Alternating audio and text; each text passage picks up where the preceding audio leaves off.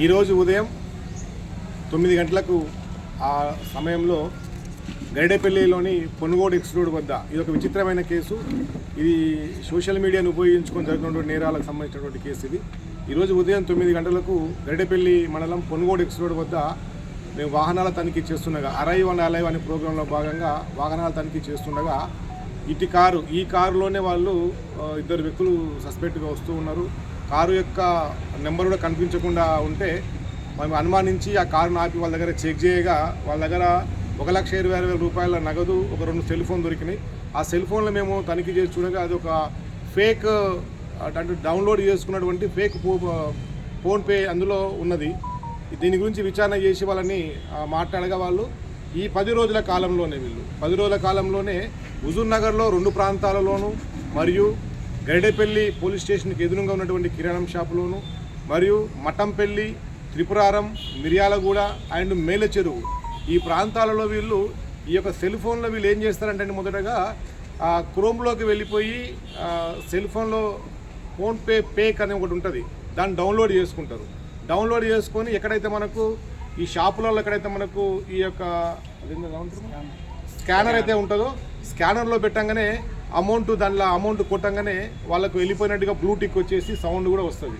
దానితో వాళ్ళు ఉన్నటువంటి బిజీలో వాళ్ళు ఏమనుకుంటారంటే అమౌంట్ మాకు పడింది అనుకుంటారు.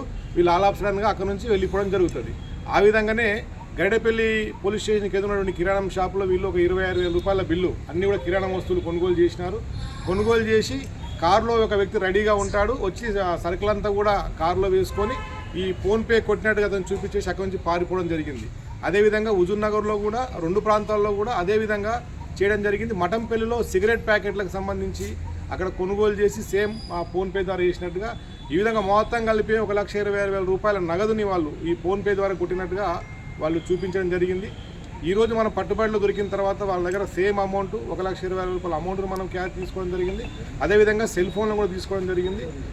ఈ సెల్ ఫోన్లో భాగంగా ఇప్పుడు ఇందాక నేను చెప్పినట్టు ఈ క్రోమ్లోకి వెళ్ళి దాన్ని ఫేక్ ఫోన్పే అని చెప్పి ఒక యాప్ ఉంటుంది. యాప్ను డౌన్లోడ్ చేసుకున్న తర్వాత మనకు స్కానర్ కనుక దాన్ని చూపించినట్లయితే సేమ్ మనం రియల్ గూగుల్ పే ఫోన్పే లాగానే దాంట్లో స్కాన్ అవుతుంది. అక్కడ అమౌంట్ కూడా మనం అమౌంట్ కొడతాము, అమౌంట్ పంపిస్తాం, కానీ అమౌంట్ అందులోంచి వెళ్ళదు. కానీ రిసీవర్కి మాత్రం అమౌంట్ వచ్చినట్టుగా చూపిస్తుంది. ఈ విధంగా వాళ్ళని మోసం చేస్తూ వాళ్ళు వెళ్ళడం జరిగింది.